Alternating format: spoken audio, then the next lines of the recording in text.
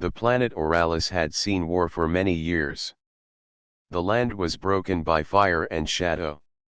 Rivers had turned black from ashes. Mountains carried scars where strange weapons had cut through stone.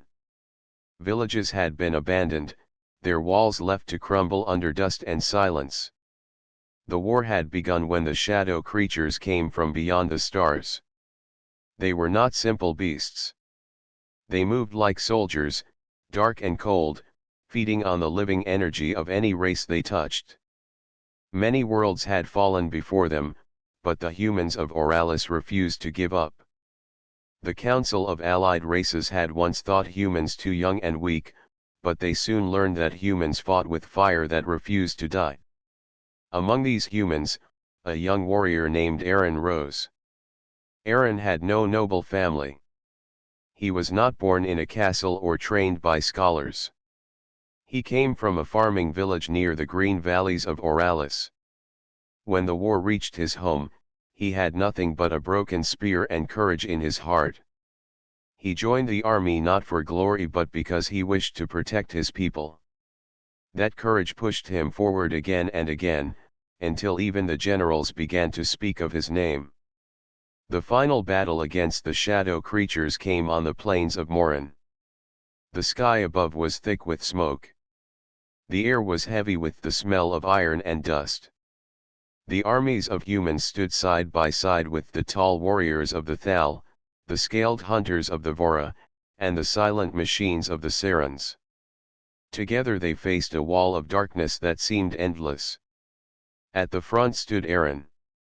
His armor was cracked. His sword was dull from many strikes. Yet his eyes burned with the will to fight. The shadow creatures came forward like a black wave. Their claws cut through metal. Their voices were like whispers of cold wind, and many soldiers felt fear just by hearing them. The front line began to falter. Some of the allies stepped back. But Aaron did not move. He raised his sword and shouted for his soldiers to hold the line. His voice was not filled with command like a general. It was filled with fire like a torch in the dark. Hearing him, men and women found strength again. They pressed forward with him, step by step, pushing against the shadow wave. Aaron fought with more than skill. He fought with his whole soul. His strikes were simple but full of force. When his comrades fell, he lifted them back to their feet. When fear spread, he shouted courage. When darkness covered the field, he carried a banner high so that no one would feel lost. Slowly, against all odds, the shadow line began to break. Hours passed. The sky turned red from fire and sun. By the time the last shadow creature fell, the battlefield was silent. Only smoke rose where once there had been endless dark. The armies looked to one another in disbelief. The war that had lasted years was finally over. The council called all leaders to gather in the great hall of Oralis. It was a massive chamber built from white stone, with banners of every race hanging from the high walls. The generals of the Thal stood tall, their armor shining with silver scales. The Vora hunters crouched near the edges, their sharp eyes watching every move. The Sarin machines hummed softly, their lights glowing like calm stars. At the center stood Aaron. His armor was still cracked, and he carried no crown, no medal. He simply stood as the warrior who had fought until victory was claimed. The hall filled with voices, each race giving thanks, each leader speaking of the bravery they had seen. Finally, the head of the council rose. He was an old human named Darren, his beard white, his voice deep. Aaron of the valleys, Darren said, you have given not only your sword but your life to this war. You did not fight for power. You did not fight for land. You fought for all of us. It is the wish of the council that you be honored. You shall receive a reward worthy of your courage. Aaron lowered his head with respect. I did only what I must. The war needed every hand. I ask for no reward. But the council had already decided. They wished not only to thank Aaron but also to bind the future of the races together. And so they brought forward a figure. The hall grew quiet. From the shadows walked a woman unlike any other. Her skin was pale, almost glowing under the lights of the hall. Her eyes were crimson, sharp yet calm. Her hair fell dark as night, long and flowing. She wore robes of deep red, marked with symbols of an ancient clan. She was Myra, a vampire of noble blood. Once, before the war, her kind had ruled hidden cities on Oralis. They were a proud people, feared and respected. But when the shadow creatures came, many clans were broken. Some vampires joined the fight, others hid, and many were captured. Myra herself had been held in silence during the war, her fate left to the will of the council. Now she stood before Aaron. The council's voice rose again. This is Myra of the old clans. She is of noble line and carries knowledge of her people. She shall be given to you, Aaron, as your reward. Her bond with you will not only honor your courage but also create a path of peace between humans and vampires. A murmur filled the hall. Some nodded in agreement, seeing it as wise. Others whispered, uneasy about giving a vampire to a human warrior. Aaron himself was struck with surprise. He had expected a sword, a piece of land, perhaps a medal for his people. But this was no medal. This was a living woman, one with her own will, her own pride. Myra lifted her chin. Her voice was steady though her eyes burned with anger. I am not a prize, she said coldly. I will not bow to a warrior like a jewel given by hand. The council grew uneasy, but Aaron only stepped forward. His voice was calm. I do not wish for a prize, he said.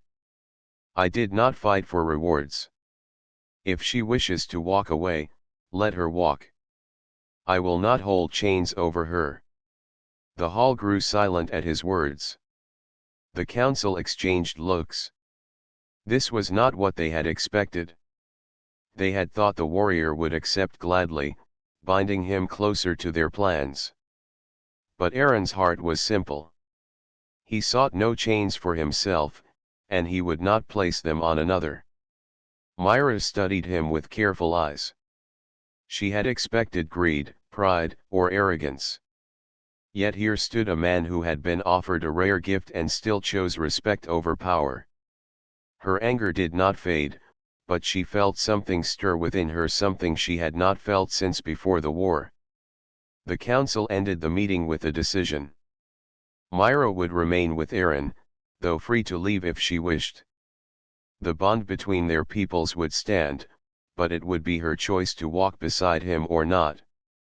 That night, in the quiet chambers of the human camp, Aaron sat with his sword laid across his knees. He thought of the long years of war, of the faces of friends he had lost, of the hope that tomorrow might bring peace. Outside his door, Myra stood watching the night sky, silent as the stars above. Neither spoke of what was to come. But both knew that their paths had now crossed, and the story of a warrior and a vampire woman had only begun. The council's decision placed Myra in the care of Aaron, though no chains bound her. She was free to leave at any moment, yet the eyes of the council, and of many races, now rested upon the two of them. Some hoped this bond would become a bridge. Others whispered that it was a mistake to put a vampire and a human so close. Aaron himself thought little of politics. He only knew that he had been given responsibility, not a gift, and he would not treat Myra as less than what she was. On the first day after the ceremony, Myra walked through the human camp with calm steps. Soldiers stopped their tasks to look at her. Some were curious, others afraid, and a few hostile. Whispers followed wherever she went. Her pale skin, her crimson eyes, and her noble bearing reminded them of old tales where vampires ruled in secret and humans lived in fear. Aaron noticed this. He walked beside her, silent at first, but when one soldier muttered an insult under his breath, Aaron stopped and spoke firmly. "She is under my protection. Speak with respect, or hold your tongue." The soldier lowered his head in shame. Myra glanced at Aaron with surprise. She had expected him to remain silent, to let her endure such words. Instead, he defended her openly before his people. Later, when they sat near the edge of camp where the hills rolled into the distance, Myra finally spoke. "You did not need to defend me," she said. Her voice was calm, but there was a hidden edge. "I am no helpless child. I have faced worse than whispers." Aaron nodded. "I know you are strong. But respect is something every person deserves. If they will not give it, I will demand it." Myra studied him carefully. "Most humans fear us. You do not. Why?" Aaron thought for a long moment before answering. "Fear can guide men, but it can also blind them. I have seen enough in war to know that strength and weakness are not bound to one race. I trust actions more than stories." Her crimson eyes lingered on him, but she said nothing more. In the days that followed, Myra kept her distance. She did not wish to appear weak by staying too close to Aaron. Yet, she did not leave either. The camp gave her food, shelter, and safety. More than that, she found herself curious about the human warrior who treated her not as a prize but as an equal. One evening, as the soldiers celebrated the end of war with songs and fires, Myra stood apart beneath the stars. She remembered the days before war, when her clan still lived in their hidden city of black stone. The halls had echoed with music, her people strong and proud. Now all that was gone. The shadow creatures had shattered her world. She was a noble without a clan, a queen without a throne. Aaron found her there, looking up at the stars. "You do not join the fires," he said. "They are not my fires," she replied softly. "Their joy is not mine. My people are gone. There is nothing for me to celebrate." Aaron stood beside her in silence. He did not offer empty words. He simply shared the night with her. After a time, Myra turned to him. "Why do you not ask me to serve you? Why do you not command me, as others would?" Aaron met her eyes. "Because I do not want a servant. I want only peace. If you choose to stay, then we walk together. If you choose to leave, then I will not stop you. It must be your choice." His words unsettled her. In her world, power was always taken, never given. Yet here was a man who gave her freedom when he could have demanded obedience. She did not understand it, but it stirred something within her heart. Days turned to weeks. Myra began to walk the camp more freely. Some soldiers grew used to her presence. A few even asked her questions about her people.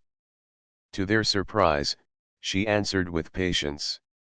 She told them of vampire history, of how her kind once protected ancient relics of Oralis, and how they lived in secret cities hidden from the eyes of humans. The soldiers listened, slowly learning that the vampire woman was not the monster from their childhood stories. Still, not all accepted her. One night, a group of men confronted her at the edge of the camp.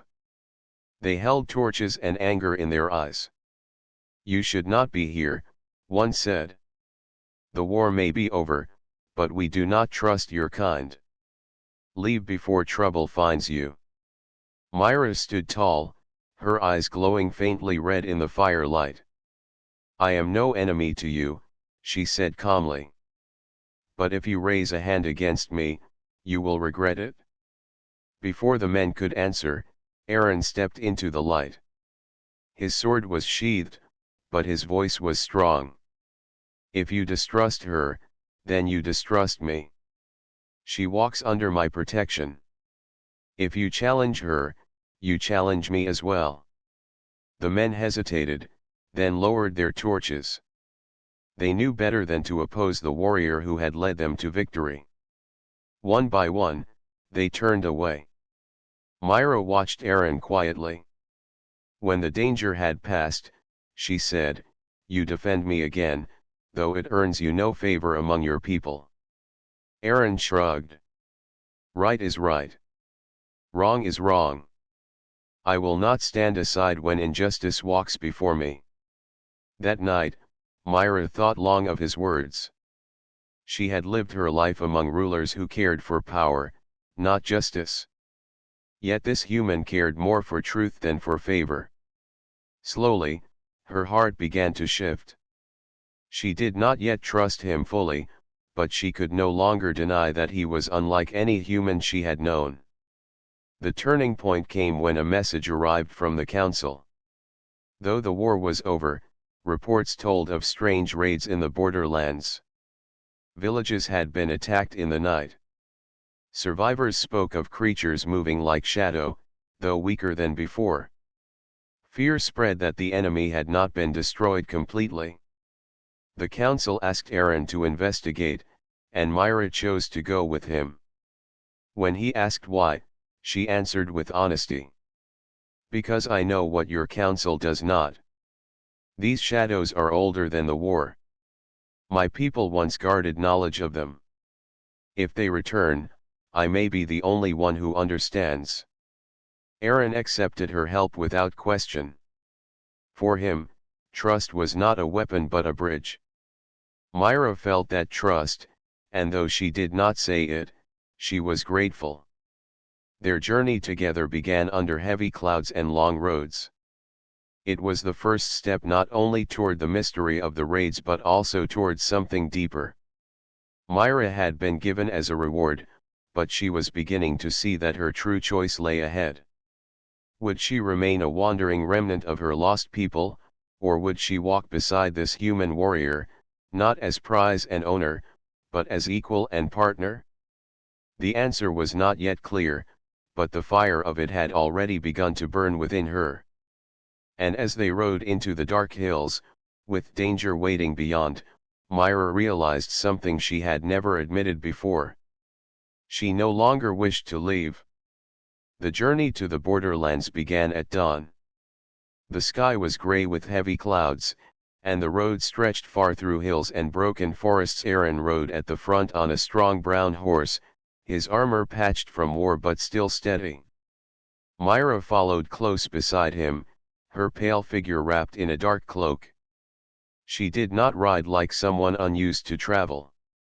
She carried herself with grace, her crimson eyes scanning every shadow, every sound in the wind. For days, they traveled through abandoned villages. Roofs had collapsed, fields had grown wild, and silence lingered where once children had played. The war had left deep scars, and the people had not yet returned. At night, they camped near rivers or in hollow ruins, the fire burning low to guard against the cold. During those nights, they spoke little at first. Aaron sharpened his sword while Myra sat apart, her gaze fixed on the stars. Yet slowly, words began to pass between them. She told him of her people's ancient duty, how her clan once guarded secrets older than the war. Aaron listened with care, asking questions not out of doubt but of respect. In return, he shared stories of his home in the valleys, of the fields he once worked before the war took him away. Through these quiet talks, a bond began to grow. Neither spoke of trust, yet trust was forming all the same. On the seventh day, they reached the borderlands. The land here was twisted by battle. Black scars crossed the ground where fire had burned. Broken weapons lay half buried in the soil. And there, in the shadows of ruined towers, they found the first sign of trouble. A village lay silent. Its houses stood half burned, its well dry. No bodies lay in the streets, yet the ground was marked with strange shapes, as if shadows had crawled across the earth. Aaron knelt near the marks. "This is no work of men," he said. Myra crouched beside him, her fingers brushing the blackened ground. She closed her eyes, and for a moment, her pale skin seemed colder. When she opened them again, her voice was steady. "The shadow creatures are not gone. Something feeds them. Something calls them back." Aaron frowned. The war destroyed their army. What could remain? Myra looked toward the mountains in the distance. "My ancestors told of a relic hidden deep in the old lands. A relic of great power, tied to the shadows. Long ago, my people swore to guard it, but when my clan was broken, its secret was left unguarded. If the shadows have found it, that is why they rise again." Aaron stood. His hand rested on the hilt of his sword. "Then we must find it and destroy it." Myra met his gaze. "You would trust me with this knowledge? Many would say a vampire should not hold such secrets." Aaron's voice was calm. "I trust your choice. You came with me when you did not have to. That is enough." For the first time, Myra felt a warmth she had thought lost forever. No human had spoken to her in such a way. The days ahead were filled with danger. Strange figures began to follow them in the night. At first, they saw only movements in the trees. Then came the whispers, soft voices that echoed without bodies. Aaron kept his sword close, and Myra's eyes glowed faintly red as she listened to the wind.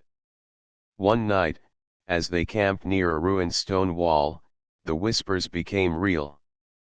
From the darkness stepped creatures of half-shadow, their shapes broken and twisted. They were weaker than the army Aaron had faced before, yet still dangerous. Aaron drew his sword and stood firm. "Stay behind me," he said. Myra stepped forward instead, her voice sharp. "I am not one to hide." The creatures rushed. Aaron's blade cut through them with strong, steady strikes. Shadows fell and rose again, their forms shifting like smoke. Myra raised her hands, and a crimson light spread from her fingers. The air trembled, and the shadows cried as the light burned through them. Together they fought, human steel and vampire power side by side.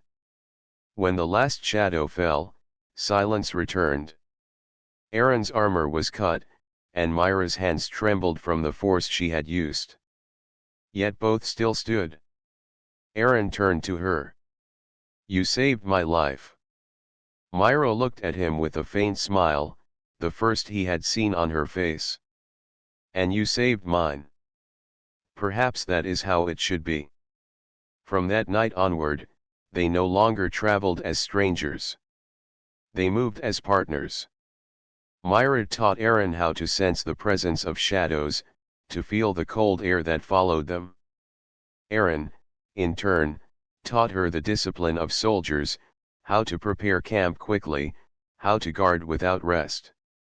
Their bond deepened, forged not in ceremony but in danger. As they drew closer to the mountains, Myra spoke more of the relic. She explained how it was said to be a crystal born from the void between stars, a crystal that fed on life and gave strength to shadows. Her people had guarded it for centuries, but when their clans fell, no one remained to keep it hidden. Aaron listened without judgment. "If it is true, then it must be destroyed." Myra hesitated.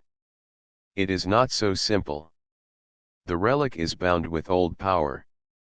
To destroy it may require a sacrifice." Aaron's face was steady. "Then we will face that choice when it comes." I do not fear sacrifice if it means saving our people. Myra fell silent. She did not tell him the truth that already weighed in her heart. She knew the relic answered only to the blood of her kind. If it came to sacrifice, it would not be Aaron who paid the price. It would be her. At last, after long days of travel, they reached the mountains. The air grew colder, the ground rough with stone. High peaks rose into the clouds, and old paths twisted through valleys where few dared to walk. At the mouth of a deep cave, Myra stopped. She placed her hand on the stone and whispered words in an ancient tongue. The stone glowed faintly, then split open, revealing a hidden passage. Aaron looked at her with quiet awe. "Your people built this." "Yes," she said softly. "This is the path to the relic. Few outside my clan have ever seen it." They stepped inside. The passage was dark, lit only by the faint glow of Myra's power and the small torch Aaron carried. The air was heavy, filled with whispers of old voices. For hours, they walked deeper, until they came to a vast chamber. At its center stood an altar of black stone, and upon it rested a crystal that pulsed with a dark red light. The shadows in the chamber stirred as if alive, moving like smoke across the walls. Myra's face was pale. "It is stronger than I feared. The relic has awakened." Aaron drew his sword. "Then we end it now." But before they could act, the shadows rose. They gathered into shapes, forming soldiers of darkness, stronger and sharper than those they had faced before. The air shook with their cries. Aaron stood ready, his sword glowing faintly in the torchlight. Myra raised her hands, crimson fire burning in her eyes. In that moment, they were no longer warrior and reward. They were two souls standing against the darkness together. The battle for the relic had begun. The chamber of the relic was vast, its walls carved with symbols too old for humans to read. The black altar at the center pulsed with a steady rhythm, as if it were the heart of the mountain itself. Shadows rose from the corners of the chamber, their forms twisting into soldiers of darkness. Their eyes glowed faintly, and their voices whispered like cold wind. Aaron gripped his sword with both hands. He stepped forward with steady feet, his body tired from the long journey but his spirit unshaken. Beside him, Myra's crimson eyes glowed as she lifted her hands. Crimson light wrapped around her like a cloak. For a moment, the two of them stood as one, ready to face what came. The shadows rushed forward. Aaron swung his sword, steel striking against shapes that were neither flesh nor stone. Each cut scattered black mist, yet the creatures reformed quickly. Myra lifted her hands and sent waves of red fire into the air. The shadows screamed as the fire burned through them, yet more came. The fight lasted long. Aaron's arms grew heavy, his armor cut and dented. Myra's strength drained with every wave of power she cast. Sweat ran down her pale face, and her breath grew thin. Still, they fought side by side. Then the relic itself began to glow brighter. The light pulsed faster, and the chamber filled with whispers. Aaron felt his mind grow heavy, as if unseen hands pressed against his thoughts. Myra stumbled, clutching her head as visions filled her eyes. Aaron heard a voice within him. It was deep, cold, and cruel. "She is not your ally," the voice said. "She is a vampire. She will betray you when the time comes. End her now, and the relic will grant you power." Aaron staggered, his sword lowering for a moment. He turned to Myra. Her crimson eyes met his, wide with fear. At the same time, Myra heard her own whisper. "This human does not care for you," it said. "He will cast you aside once victory is won." You are nothing but a tool to him. Strike him now, take the relic for yourself, and your clan will live again. Myra's hands trembled. Crimson fire sparked in her palms. For a heartbeat, she looked at Aaron not as an ally but as a threat. The relic was testing them. Aaron clenched his jaw. He forced the whisper away and shouted, his voice strong. Myra, listen to me. Do not believe the lies. We fight together. Nothing will break that. Myra's breath shook. The whispers clawed at her mind, showing her visions of her lost clan, her people calling her to return, promising life if she betrayed the human warrior. Tears filled her eyes. She looked at Aaron and saw no greed in his face, only the same steady strength she had seen since the day they met. Her hands lowered. The crimson fire faded. She whispered, I will not betray you. The relic pulsed again, angry at their choice. Shadows rose stronger, taller, their claws sharper. Aaron raised his sword once more, and Myra stood with him. Together they pushed forward, their strikes and fire cutting a path through the endless dark. But the relic was not done. A great shadow rose from the altar itself, larger than any before. Its body was like smoke given shape, with burning red eyes and a voice like thunder. It swung its arms, and the ground shook. Aaron was thrown back against the wall. His sword slipped from his hand. Pain shot through his body. Myra cried out and rushed to him. The shadow loomed over them, its claws raised to strike. Without thinking, Myra stepped between Aaron and the creature. She raised both hands, and crimson fire burst from her body with a force she had never called before. The chamber shook with the power. The shadow screamed as the fire struck it. But the force tore through Myra as well. Her body trembled, her strength burning away. She fell to her knees, her hands still glowing as she held the shadow back. Aaron struggled to rise. Pain burned in his chest, but he forced himself to his feet. He reached for his sword and ran to her side. Myra, he shouted, stop, you will die. Her voice was weak but steady. Better me than you. The relic answers to my blood. This is my duty. Aaron's heart shook. He could not accept her words. He grabbed her shoulders, his voice filled with fire. No. You are not alone. You are not my sacrifice. We fight this together, or not at all. For a moment, Myra looked into his eyes. In them she saw no fear, no greed, no command. She saw only truth. She saw a man who would rather fall beside her than live without her. Her strength wavered, but she found new power in his gaze. Together they raised their hands and sword. Aaron struck with steel while Myra's fire burned brighter.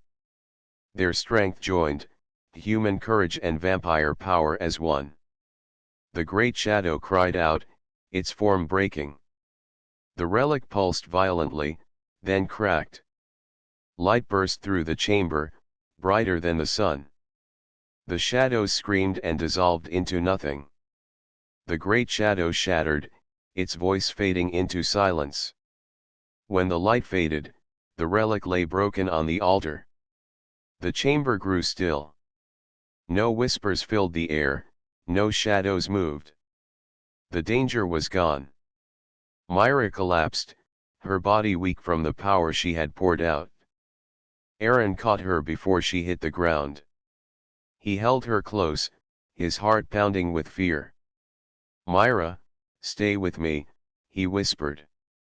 Her eyes fluttered open. She looked at him, her voice soft.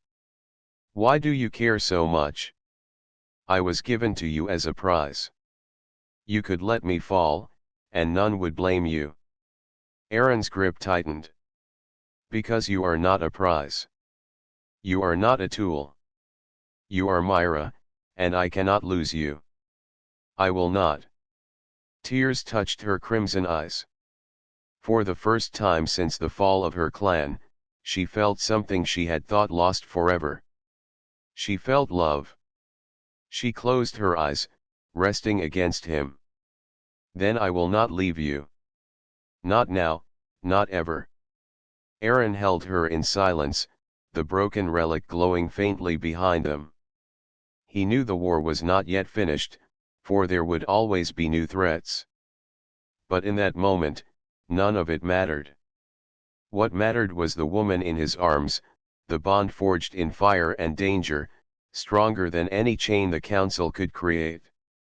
In the dark heart of the mountain, trust had been tested. Lies had tried to break them. But instead of breaking, they had found something greater. They had found each other. The journey back from the mountain chamber was quieter than the journey there. The shadows no longer followed, and the relic was destroyed, its black crystal shattered into harmless fragments. Aaron walked beside Myra, his sword still strapped to his back, but his hand often brushed hers without thinking. Myra, for her part, moved with a lightness she had not known since before the war. She no longer felt the constant tension of danger, though she remained alert. As they descended from the mountains, the wind carried the scents of spring. Green leaves and fresh soil replaced the burned ground of the borderlands. Birds sang, and distant rivers glimmered in the sunlight. The world, scarred by war, seemed to breathe again. Myra spoke first, breaking the silence that had grown comfortable. The relic is gone, she said softly. The shadows will not rise again, at least, not in the same way. Aaron nodded, glancing at her. The danger may never end completely. But we have done what we could. Together. Her crimson eyes met his. She smiled faintly. Together, she repeated. It felt strange and yet right to speak the word aloud. It was no longer a bond of counsel or duty, but of choice. As they approached the human settlement, the people who had feared Myra now watched her with cautious curiosity. Soldiers who had once whispered insults now stepped aside respectfully. Children peeked from behind walls, their wide eyes filled with wonder. The humans had seen the stories of her power, and they knew that the vampire woman who had walked beside Aaron was no ordinary figure. The council awaited them in the great hall. The white stone chamber gleamed in the morning light, banners waving gently in the breeze. The leaders of the allied races had gathered, some curious, some anxious. Aaron and Myra entered together, side by side.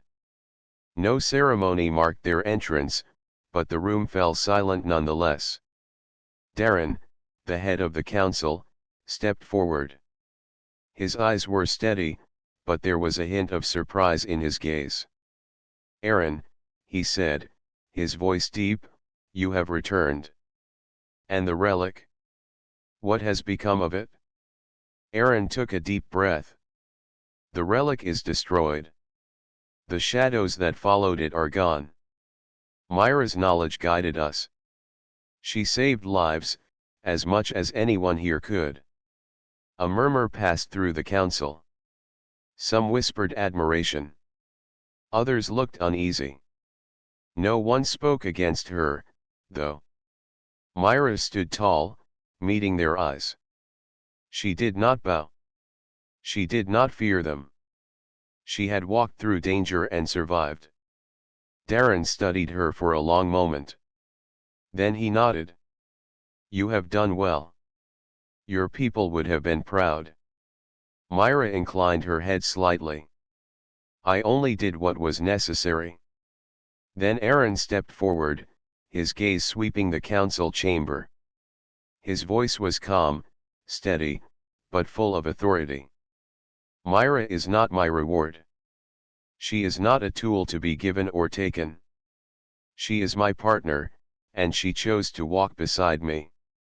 Together, we faced what no one else could face.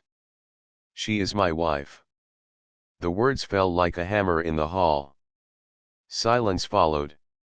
The council members stared at him. Some eyes widened. Some mouths opened in shock. A few heads nodded slowly, understanding the truth of his words. Myra's crimson eyes flickered. She had expected fear, perhaps anger, even doubt. Instead, she saw respect. She stepped closer to Aaron, her hand brushing his. "I did not come as a reward," she said softly, "but I remain as his wife. By choice, not by counsel." The council murmured again. Some whispered, "A vampire and a human, married by choice." Others simply looked in awe at the courage of both. Darren spoke once more, his voice firm. "Then it is done. Your bond is your own, and it shall be recognized. If any question it, let them remember what you have done. Peace comes through courage, and you both have shown courage beyond words." With the council's approval, Aaron and Myra stepped outside. The sunlight warmed them, and the camp cheered. Soldiers who had once been wary now raised their voices in celebration. They had seen the power of trust, and now they saw the power of choice. Myra looked at Aaron, her smile soft and genuine. "I never expected this. I thought I would always be alone, wandering through ruins and memories." Aaron turned to her, his own smile firm and steady. "You are not alone. You never will be. I fought for my people, yes. But I also fight for you, Myra. Not because I must, but because I choose to." Tears gathered in her eyes. She reached for his hand, gripping it with a strength that matched his own. "Then I choose you as well," she said. "Not as a reward. Not as a tool. But as the man I wish to walk beside, always." The camp around them erupted in cheer. The humans, the few remaining vampires, and even members of other races celebrated the union. It was more than a marriage. It was a symbol. The symbol of what courage, trust, and respect could accomplish. Days turned into weeks. Aaron and Myra began their life together, not in the shadow of war but in the light of rebuilding. Villages were restored, rivers cleaned, and children returned to the fields. Myra taught what she knew of her people's history, her knowledge of ancient secrets, and her skill in strategy. Aaron listened, learned, and shared his own experience of leadership and courage. Together, they became a force for peace, guiding not only humans but the allied races toward a future built on trust and unity. Yet they did not forget the trials that had brought them together. At night, when the fires were low, they spoke of the shadows, the relic, and the sacrifices made. Aaron would speak of his fears, and Myra would speak of her doubts. In those moments, they learned even more about each other. The bond between them was not born from necessity, but from understanding and choice. The people of Orala soon came to respect the union. Humans no longer saw vampires as distant threats. Vampires saw humans as allies and equals. And across the lands, stories spread of the warrior and the vampire woman, of how they had faced darkness together, and how their choice of love had created a new hope for the future. One evening, Aaron and Myra stood on a hill overlooking the valleys where his village once lay. The sun dipped below the mountains, painting the sky in shades of orange and gold. Myra rested her head on Aaron's shoulder, feeling the warmth of the human beside her. "You have changed my world," she said softly. Aaron smiled, resting his hand on hers. "And you have changed mine. We did not just survive the war. We made something stronger. We made a future." They stood in silence, watching the first stars appear. No shadows lurked, no relic waited in secret. Only peace, earned through courage and trust, filled the valley below. In the years to come, they would face challenges. There would always be threats, always be dangers waiting in the dark. But Aaron and Myra had learned that together, they were stronger than any shadow, braver than any fear, and united by a bond that could not be broken by war, whispers, or even the remnants of ancient power. The warrior and the vampire woman had begun as unlikely companions. They had fought monsters, faced lies and fear, and survived trials that would have broken others. In the end, they became not just partners, not just allies, but husband and wife. And through their love, they showed the world of Oralis a truth older than time itself: courage, respect, and choice could triumph over darkness. As the stars shone above them, Aaron and Myra turned toward home. Hand in hand, they walked together, ready to face whatever came next. But they knew one thing for certain: whatever challenges waited, they would face them as one. And so, the human warrior and the beautiful vampire woman began their life together, not as a prize and a soldier, but as equals, partners, and true family.